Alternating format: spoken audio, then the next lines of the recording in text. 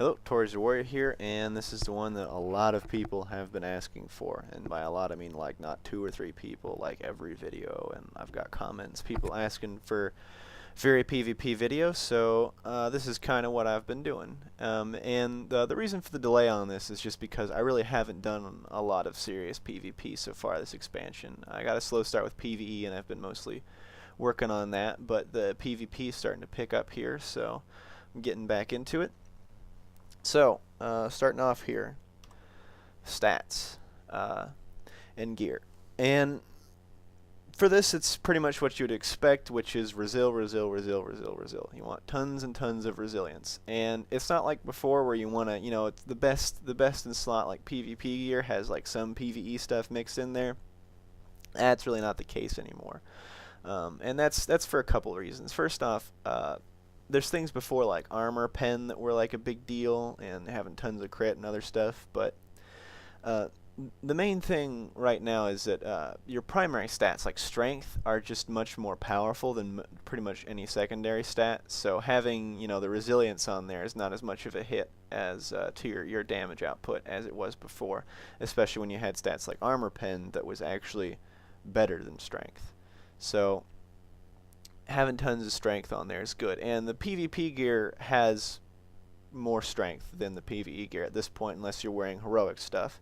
And even then, I would still stick with the PvP gear just because the resilience on it. And also another reason is not before. I mean, if you're doing 2s and 3s, you can maybe crowd control and get away and be clever enough to not get hit by a lot of things.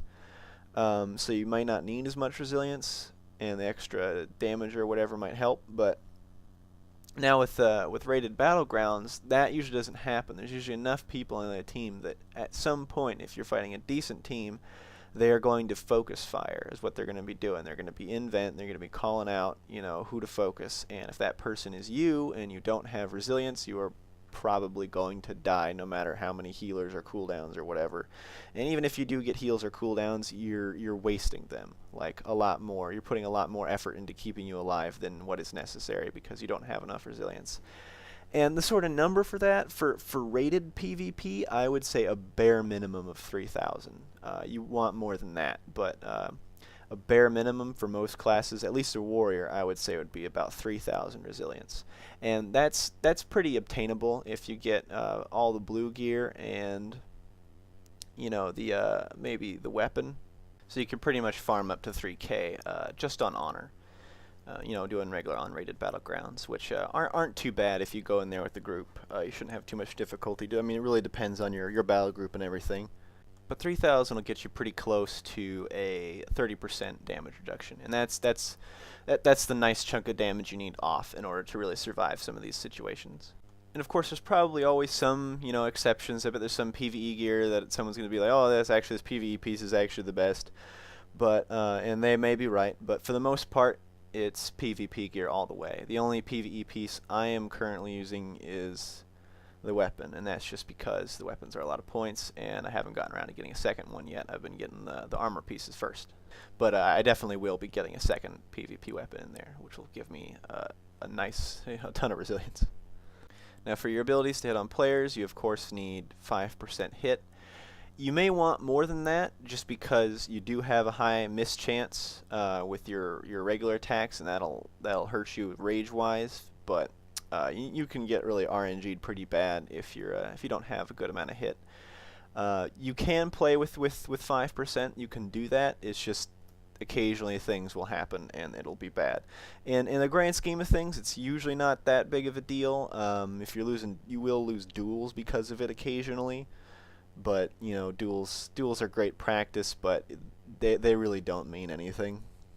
Crit, you really just want as much crit as you can possibly spare. So just as much as you can get in there. Now, mastery.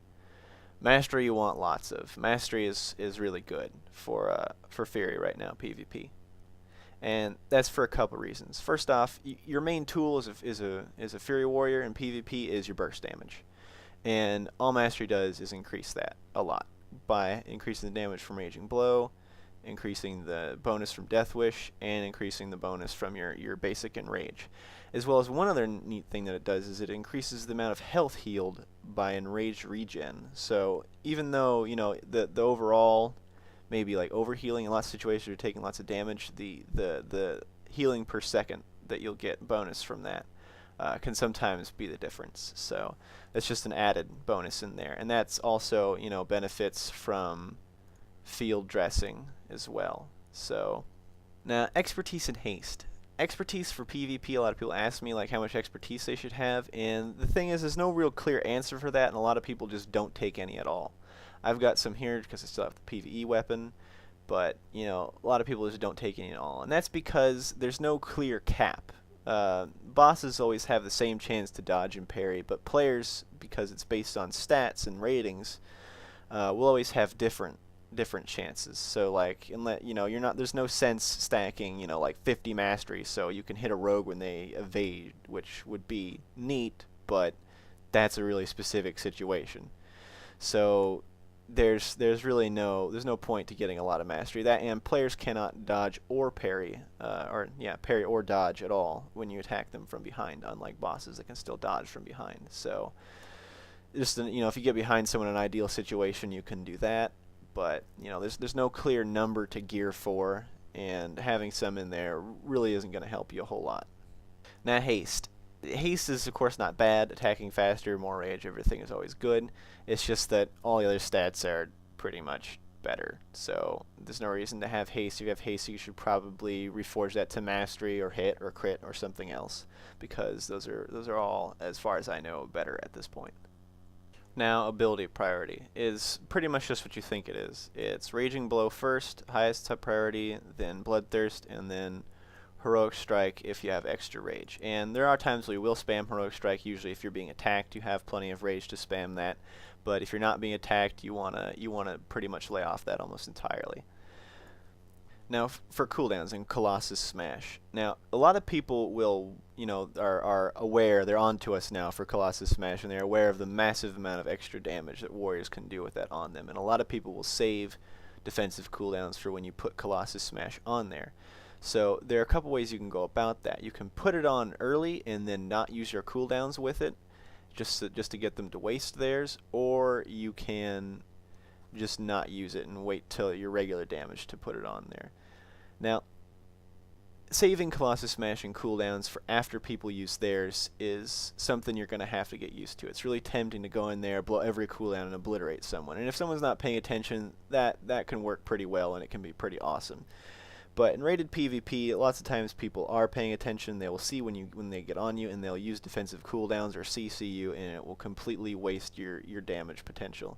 And because pretty much that's all what a Fury Warrior is right now, your main tool, like I said, is your burst damage. If someone can waste that, then you're kind of useless. So it's just getting the hang of when to use these things. And I can't really tell you exactly when in every situation, just because there are 10 classes, each with 3 specs. There's 30 different types of players, not to mention all the different combinations of all the different types of players that can be together that change things entirely, and people have their own, you know, individual skill levels and play styles. So there are a myriad of situations where you're going to want to use things differently.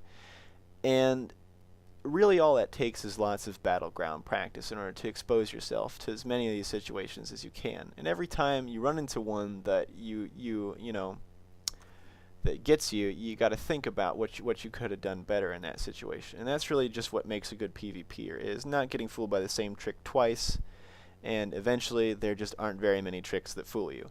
It's a lot of experience, and grinding out the battlegrounds is, and lots of duels are also a decent way to put it. Also, really don't get discouraged, because there are some situations in the game, since the game is not balanced around single combat, where in duels you will lose, and there really isn't a whole lot you can do to have won that. For instance, Blood Death Knights just heal too much and absorb too much.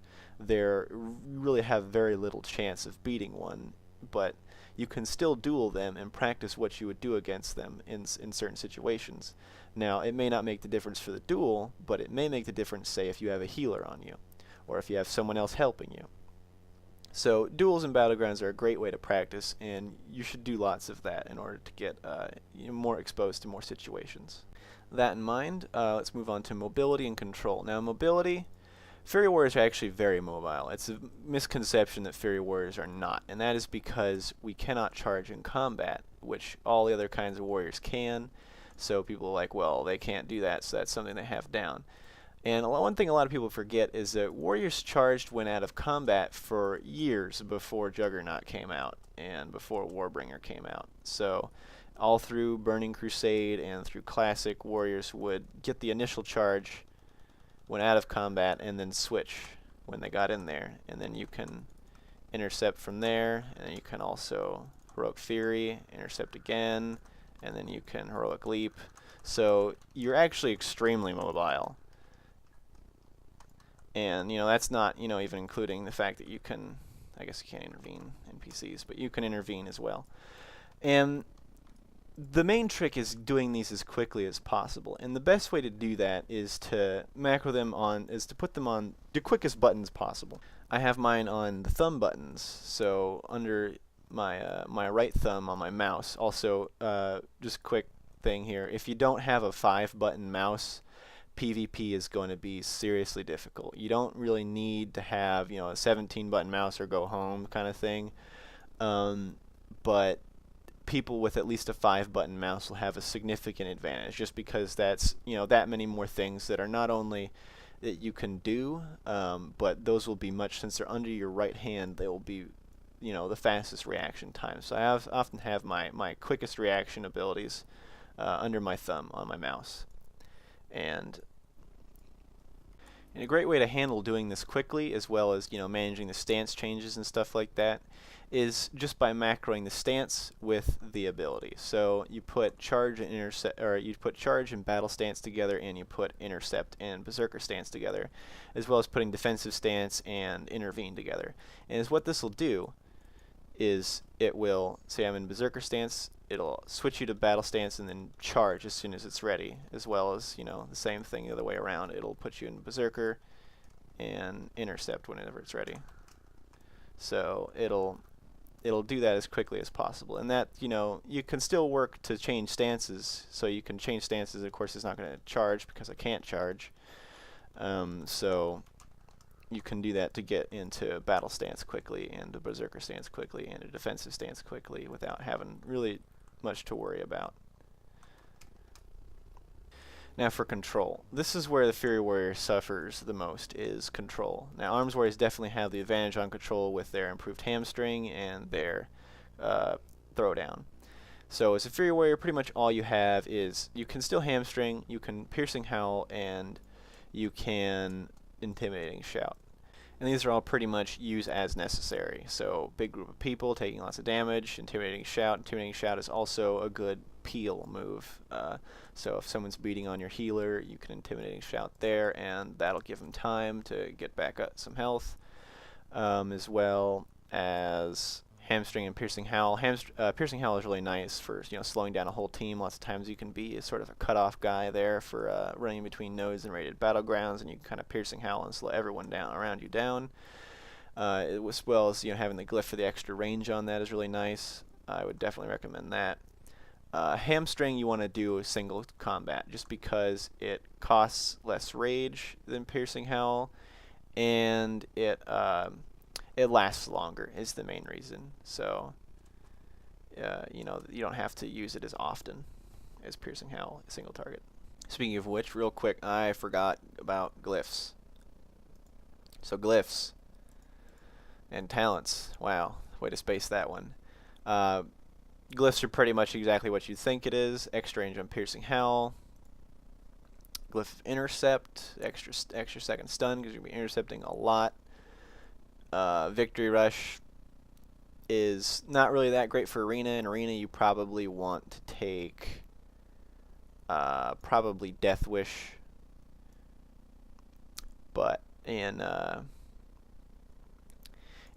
in a rated battleground situation, which is what I've been doing mostly, Victory Rush is really awesome because, you know, it's what you want to do. When you get one guy down, you usually want to try and turn that into a snowball effect. So one guy drops, and then you're able to drop the rest of them because as a whole they are weaker. Because as you know in WoW, 1+1 is 2.5 kind of thing. So the more people they have, the more powerful they are. So if you take one person out, you want to be able to go on to the next, and Victory Rush can really help that. I cannot count the times Victory Rush has, you know, allowed me to keep going in a battleground situation. And otherwise, prime glyphs are the same. There's only 3 Fury prime glyphs, so that's pretty easy. Bloody Healing, why not? Berserker Rage, really useful. Victory Rush, why not? Now, the talent tree looks kind of like a hacked up tree because you've got things with not full talents in it, which isn't something you usually do. And a lot of people don't actually do it this way in the arms tree. They don't take the 1 point tactical mastery. I really like that point in tactical mastery. I love having the extra rage in order to do things when I stance change. A lot of people put that extra point just into deep wounds. Some people put it into drums of war. They did change that drums of war, I'm pretty sure, so it doesn't affect piercing howl anymore, but free pummels are still nice. Otherwise, in here you definitely want to get field dressing, war academy, and second wind. You don't want blitz because you almost never charge. In the fury tree, we got blood craze, 2 points in battle trance. This is mostly to get down the tree, and there really isn't any better place to put it in here. So you don't really want root interruption just because that doesn't help you lots of times. I mean, you want to pummel every chance you get to you know, stop heals and damage and stuff like that. But the 5% is just, it ends up not really being as much damage as what you'd get from battle trance. You don't want executioner because there are very few times where you're going to be chaining executes together, so that would even be useful.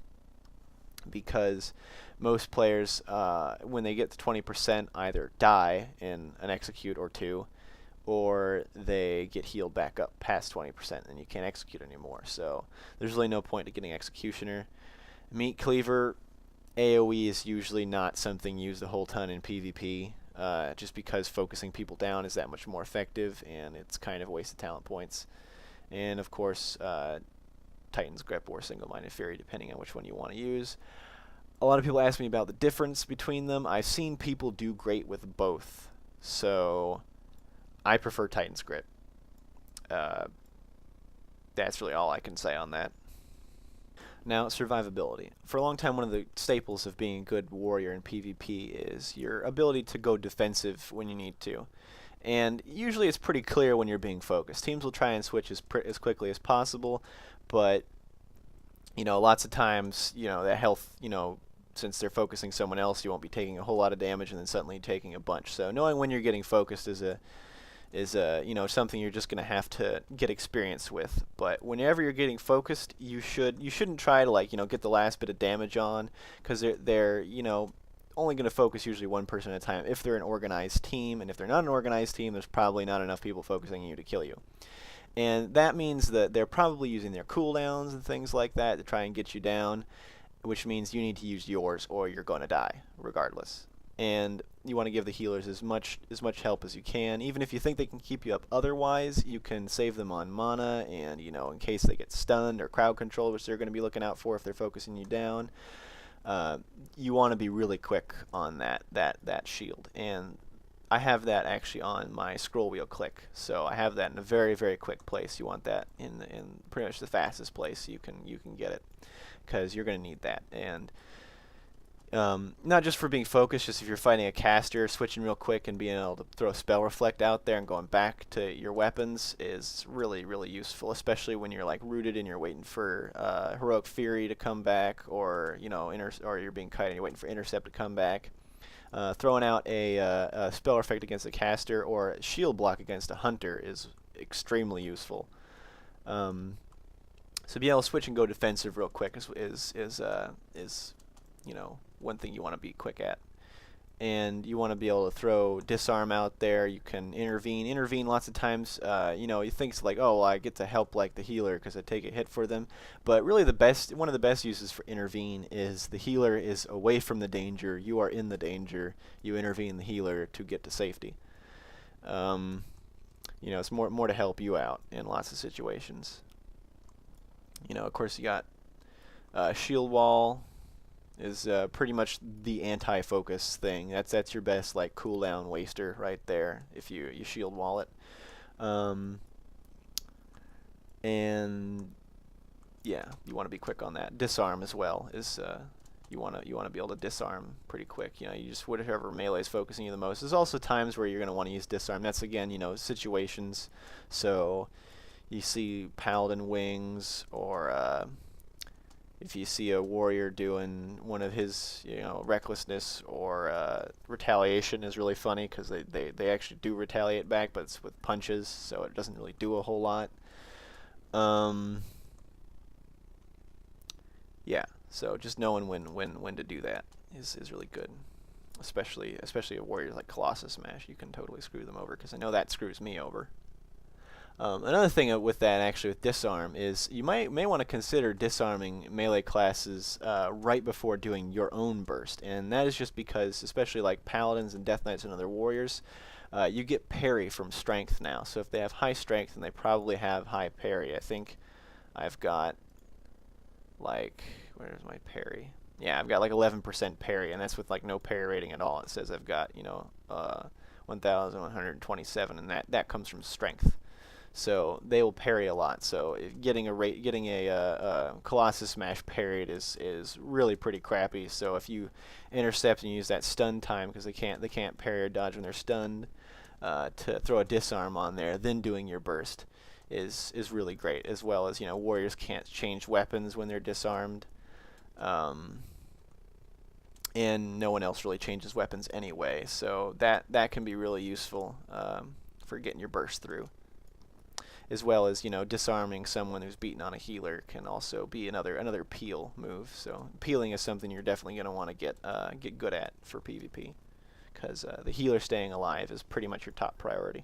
So that pretty much wraps up this video, and if there's anything I missed, which I know there's definitely something, definitely let me know. I'll try and get another video out to explain that. You can either let me know here in the comments, sending me a message in YouTube, or on the email I have set up, which is warrior.torage@gmail.com.